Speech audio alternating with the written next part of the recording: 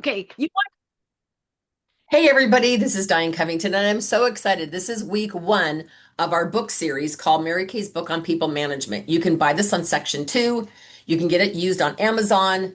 Um, Sometimes used bookstores have it. This is the newer version cover. It just was a little slightly updated, but if you get the old version, it has like a red border around it. It's got Mary Kay's picture in the center. It doesn't matter which version you get.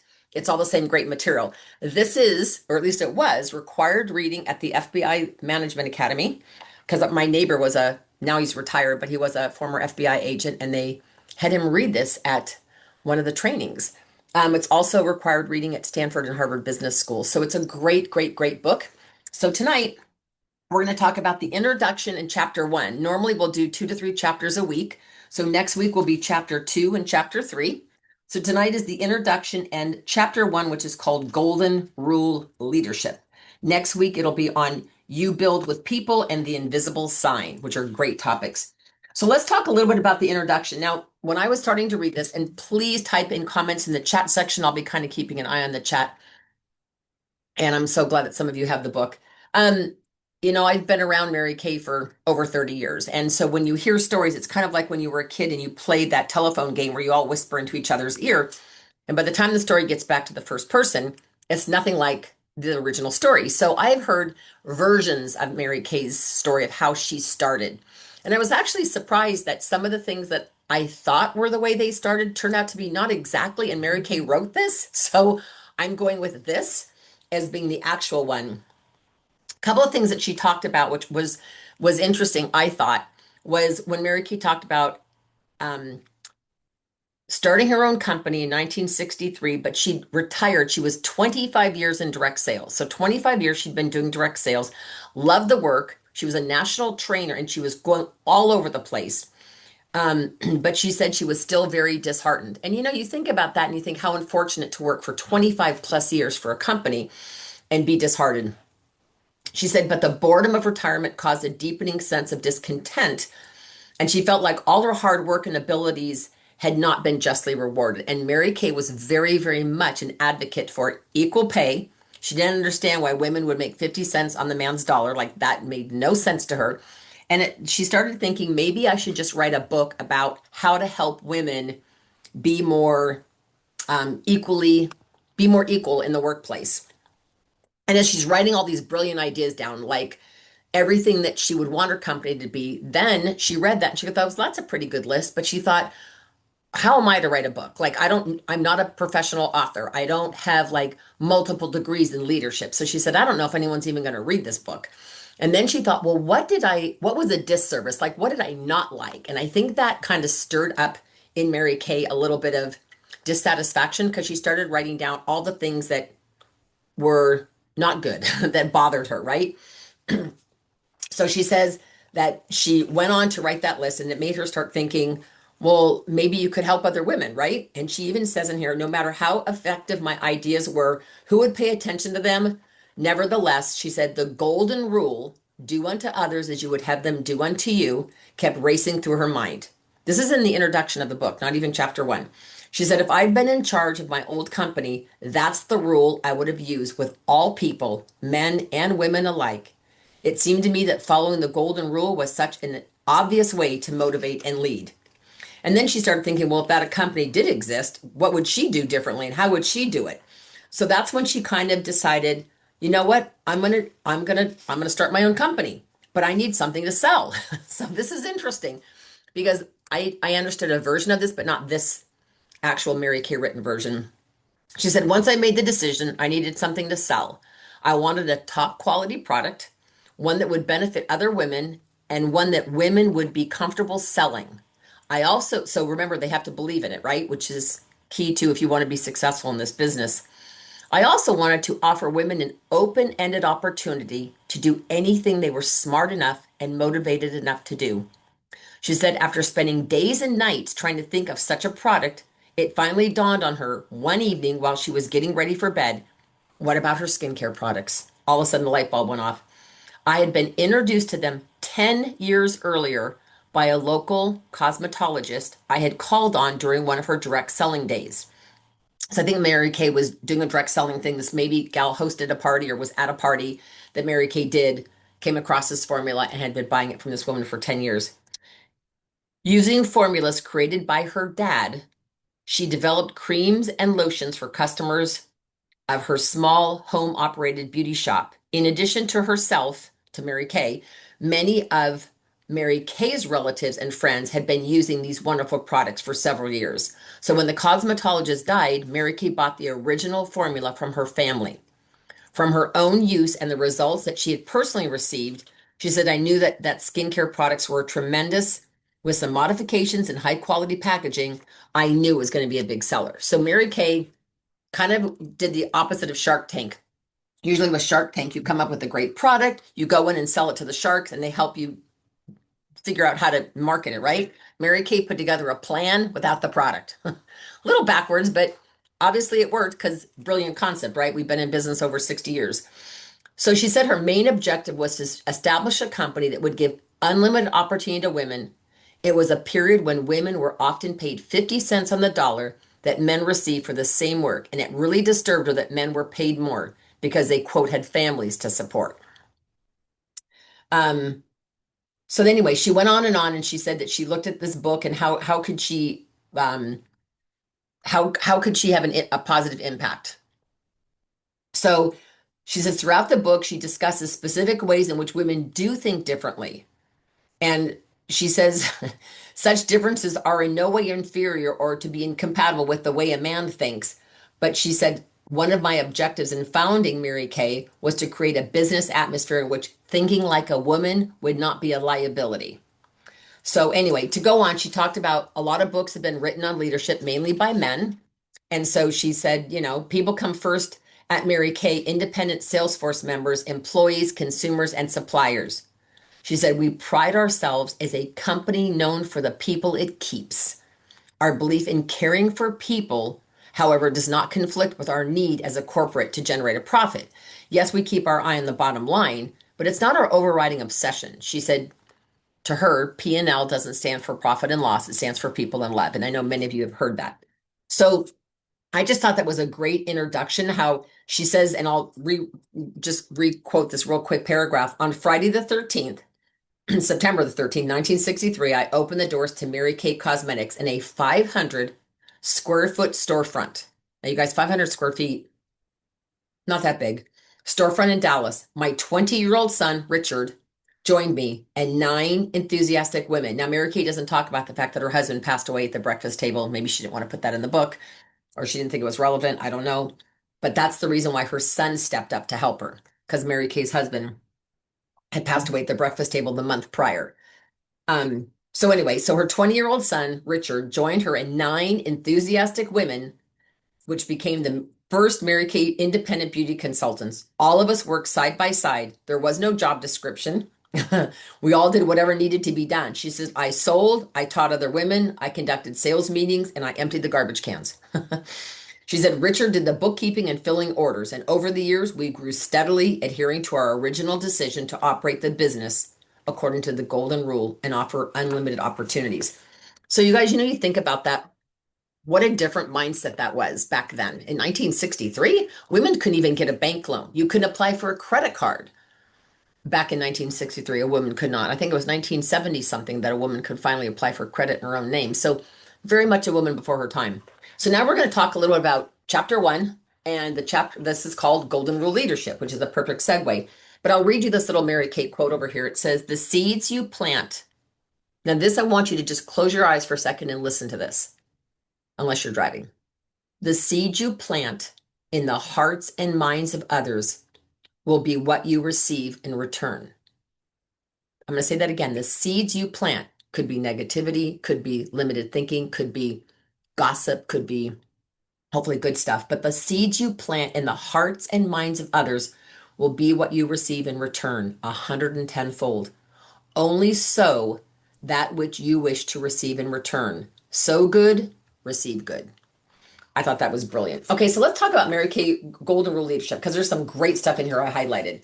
So, of course, the Golden Rule is do unto others as you would have them do unto us. The Bible tells us that in the book of Matthew. Feel free to type in the chat section, questions, comments, anything. So she has on here the following the golden rule can bring you success. She really wanted a guide for leaders that would serve as a model for working with people. And do you know in today's world, now this was Mary Kay's book, right? And this was Mary Kay's mindset back in 1963. But do you know the number one reason people left their jobs? Just, I think the survey was done like 4 years ago, 4 or 5 years ago. It didn't have anything to do with pay. It was actually lack of appreciation. In this survey, hundreds of people were surveyed, men and women, all different ages. And pay didn't even come up as the top two, but literally lack of appreciation. And many people said, I would have stayed for the lower pay or even taken less pay if I felt like I mattered and I was appreciated. So you guys think about that. If you could share this career opportunity with somebody that feels valued and appreciated, imagine the impact that would have, right? So that just totally blows my mind. All right. So um, she says many of the unpleasant experiences in her previous career taught her the rules for dealing with people. She says, now this is interesting. She remembers spending 10 days on a road trip bus ride. That's a long time, you guys. 10 days off and on a bus from Texas to Massachusetts. Can you even imagine with 57 other salespeople on a home office pilgrimage that was to be their reward for being top sales leaders? So if you're a top sales leader, you get to go on this crazy bus trip for 10 days. So obviously there's a lot of emotion in that, a lot of energy, all of that stuff. Just this amazing trip, right? She said it was a horrendous trip with several bus breakdowns, but we were willing to endure it for the pot of gold at the end of the rainbow, which was meeting the president of the company as guests in his home. Did you hear that? That was their whole thing about it's okay if the bus broke down. We're going to go meet the president of the company and get to be a guest in his home. But instead, they were given a tour of the plant. Now, a manufacturing plant can be very interesting and a nice place to work, because Mary Kay's is obviously. But she goes, I was there to meet the president. When we were finally invited to the president's home, we were only allowed to walk through his rose garden, and we never even had an opportunity to meet with him personally. What a letdown. Are you guys like sharing this kind of stuff with your team and letting them know this? Needless to say, it was a very long and quiet bus trip back to Texas for all 58 of us. That was literally the whole trip. They never got to even meet with him personally. She said another time, like that wasn't bad enough, right? Another time, she said she was attending an all-day sales seminar and was anxious to shake hands with the sales manager who had delivered an incredibly inspiring speech. After waiting in line for 3 hours, standing in line, right? This sounds like Disneyland, waiting for her turn to meet him, he never even looked at Mary Kay, never looked her in the eye. Instead, he looked over her shoulder to see how much longer the line was. You ever done that where you're talking to somebody? This actually happened to me 2 weeks ago. I was out to lunch with an acquaintance, and 3 or 4 times she kept looking down at her phone and then she'd answer a text. I think I probably could have told her that I gave birth to a litter of kittens and it would have gone just right over her head. She absolutely was not engaged, not listening to me at all. So when she met this other sales manager, he looked over her head to see how long the line was. He wasn't even aware that she was shaking his hand. And although she realized how tired he must have been, she says, I too had been there for 3 hours and was just as tired. I was hurt and offended because he had treated me as if I didn't even exist. Right on the spot, I made a decision that if I ever became someone whom people waited in line to shake hands with, I'd give that person in front of me my undivided attention, no matter how tired I was. So when we close those parties and those facials, are we looking at, instead of looking at the whole party saying, I just want you to know, Melanie, I'm here for you right now, even though I know the room is crazy and loud, I want you to know I'm 100% here in your space, right? And so, again, um, she says, I've been very fortunate. Mary Kay has become a large company, and many times I've stood at the head of a long reception line for several hours to shake hands with hundreds of people. But no matter how tired I was, I've always made it a point to remember the rejection I felt waiting in that long line to shake hands with that indifferent sales manager. With that in mind, I always look each person squarely in the eye And whenever possible, try to say something personal. It might be something as much, I love your hair, or I love your glasses, or what a beautiful dress you have on. But I give each person my undivided attention. So again, that's just one of those things that was super important to Mary Kay. She also talks about how back in the day, a group of independent sales directors would go to Dallas if they were new, the new directors, and they would go to Mary Kay's home, to her home, and she would answer the door. And she usually had a platter of cookies that she actually baked. Now, she might have had help in the kitchen, but she actually baked these. And many of the women are saying, I've never seen a chairman of the board answer her door and serve cookies that she's made. Like, who are you, lady? Kind of like so taken back, right? She says, I will never forget the time when we weren't invited into the president's home. And so I make our people welcome in mine.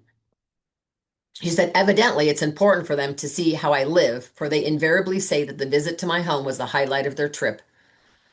Okay, then later in the chapter, she talks about there are many stories I could tell you about some of my past experiences, yet surprisingly, when I take time to review them incident by incident, those managers were not as callous and thoughtless as you might first appear. But for the most part, they were decent, capable people who sincerely believed they were doing a good job. Their shortcomings, this is the part I highlighted, were due to a lack of empathy for their associates. They failed to ask themselves that all important question, what would I do if I was that other person? So you have to think about when we're doing facials and pampering people, and you get a minimalist in there who basically is soap and water, and maybe she even uses hand cream on her face. We always want her to not feel overwhelmed. We want her to not feel like she's got a sign around her neck that says, I'm uneducated about skincare. I don't know what I'm doing. And so it's important. We need to always be thinking. And even with our newest team member or our oldest team member, as far as longevity in the company, what would I do if I were the other person? Okay, then Mary Kay talks about the adoptee program. Now, what I love about this is that I have to say that when I was in corporate America and I got first exposed to Mary Kay Cosmetics, I'll never forget I went to a sales meeting. Now, I was not in sales at my corporate job, I was in sales training. So I would train the sales staff, but I wasn't actually in outside sales. But I guarantee you, whoever was the high salesperson, because it was a large newspaper, whoever was the top salesperson for the week, they did not share their idea of how they got there. It was extremely competitive. And if you were top dog for the week, nobody took you out for coffee afterwards. You didn't bring handouts and say, I had a great week. Do you want to know my idea? I made a copy for everyone. So when I went to my very first meeting and the woman stood up there and again, I was 20 something. These women were all in their late 40s. So I thought they were all old. And I sat there. But the thing that really perplexed me was the queen of sales that week. I don't remember how old she was, but I remember her standing up there, and I don't remember the tip because this is many years ago, but I do remember her sharing very openly about what she did that made that week successful. And my first thought was, why would she do that? Because again, I've got this corporate background, but I'm thinking, that lady's crazy. Why would she tell us her secret to success? But you see, Mary Kay had the idea of if you have a brilliant idea and I have a brilliant idea and we share them, we now leave with two brilliant ideas. Um, so she talks about the adoptee program and how today we have thousands of sales directors, and most of them educate and motivate people in their units who live outside their home states. Some have beauty consultants in a dozen or more states. Outsiders look at our company and say, your adoptee program, that can't possibly work. But it does. Each sales director reaps the benefits from her unit members in other cities and helps other unit members in return. So I'm helping them, but someone else is helping my unit members in another city. When we had our studio in Concord, California, every single week we would have people show up that are not in my unit. In fact, sometimes I'd say, great, I'm so glad you're here. Who's your director? And I may not have even known who their director was. But I knew that at that night, my consultants in Texas were going to their meeting that was local.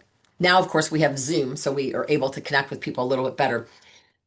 But she said that I'm helping them, but someone else is helping my unit members in another city. The system works, and as far as I know, no other company has a system like ours. It's a system that a company must institute right from the beginning, though.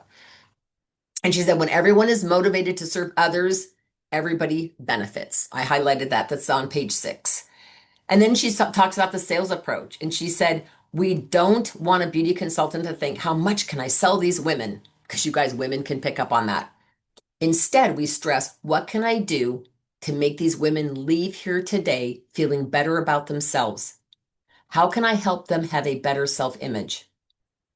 Our thinking is that if a woman feels attractive on the outside, she becomes attractive on the inside too. And Mary Kay said, I think it's vital for a leader to empathize with the other person's problems.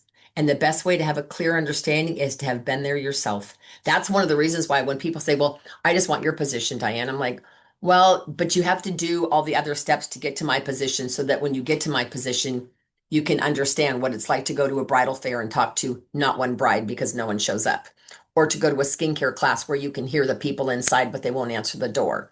Or you do the individual facial with a lady who lives in a very modest home in a not very nice area, and she pulls a wad of 20s and hundreds out of her bra and pays you in cash.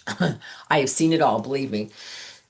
So Mary Kay talks about how each sales director has to ask herself, if I were in her position and she were in mine, how would I solve the problem? And so that's what's great about having a mentor or director, is to say, how would I solve this? And let's brainstorm. There's no right or wrong answer, right? Mary Kay also wanted to treat people fairly. That was something very important. Um, and again, that's where the golden rule concept comes in. So I wanted to share this with you as we kind of wrap things up. On page 8, she talks about how um, I understand that this has been unpleasant, but instead of approaching a job as a task to be endured, I try to turn it into a positive situation. That was totally Mary Kay. I want that employee to turn a no into the motivation for accomplishing more. And I do this with 4 simple steps. Number 1, it's imperative that each employee be confident that no decision will be arbitrary. So the first thing I do is listen and then restate the question. This is just good communication skills, you guys. You could use this with your kids, your spouse. That's number 1. Number 2, I clearly list the logical reasons why their request cannot be granted. So if they want to do something that is like, instead of you saying, I'm sorry, Sandy, we can't do that. That's just it. And you just put your foot down and walk away. They're like, they're not even listening to me. They didn't even get it. So by doing step 1 and now step 2, saying, here's a reason why we can't do that. We don't manufacture that, or we don't have that ingredient, or we can't, that's not, we don't want to get back into selling nail polish. That's not an area that we want to do, or whatever. Number 3, you give a direct no statement. This is so important if you are to build trust and respect among people. It's not fair to expect someone else to surmise or guess your real intent. And number 4, I try to suggest how the employee's goal may be reached by some other path. For example, to this hypothetical employee, I might say, Bill, I'm truly sorry about your wife's misfortune, but you know, she might be on the threshold of a whole new career. This could be your opportunity to help her discover her real talents. God didn't have time to make a nobody. We all have the capacity for greatness. And she goes on. She says, a good leader will confront problems of this nature with sensitivity and seek the best solutions. And this is especially important, you guys, when a customer calls and says, I want to buy whatever, cream to powder foundation that we now just discontinued. Well, you might have a customer that's not super happy with you right now. So hear them out and say, well, unfortunately, I have no control over our company making that. And I hear your frustration. Could we talk for a minute about some possible solutions? Do you see the difference? Instead of saying, yep, I know, I'm mad Mary came discontinued that too. Well, that may be the case, but that doesn't help your client, right? Um, and then she goes on to say, a leader will strive to treat everyone fairly and give rewards accordingly.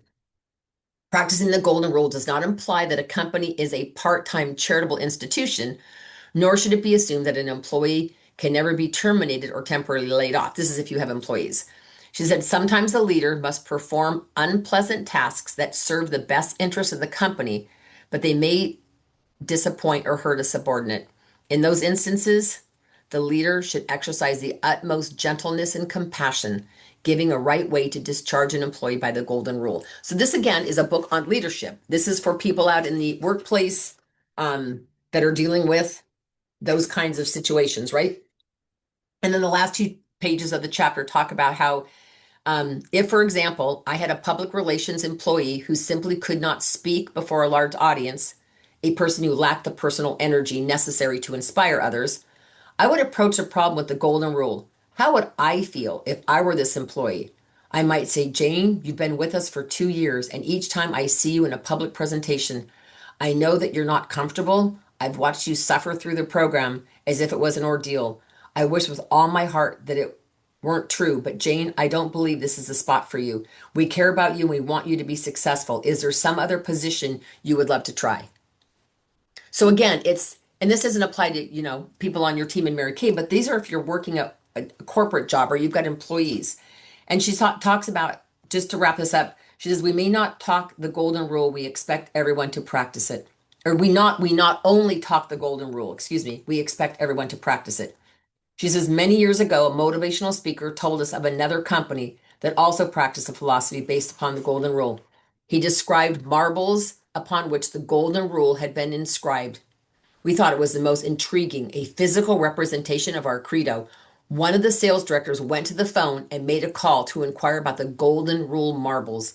When she returned to the group, she says, Mary Kay, you may not believe this, but the person who initiated the whole idea is a Mary Kay beauty consultant. Through the years, we've given out thousands of those marbles. And so she says, I can't promise you a bed of roses without thorns. Everyday problems will come to your door. And when you face those crucial moments, I want you to take this golden rule marble, hold it in your hand, and ask yourself, how could I solve this with the golden rule? What would Mary Kay do if she were here? While many people think there's no place for the golden rule in business world today, at Mary Kay, it's part of our business foundation. I don't think effective leadership can be achieved in any other way. So I hope you guys loved the introduction and chapter 1. Please feel free to keep reading. We'll be doing You Build with People, which is chapter 2, and then The Invisible Sign, chapter 3, next week. So I hope you guys enjoyed this and be thinking, how can you have that same golden rule philosophy as you do your week? Thanks for listening.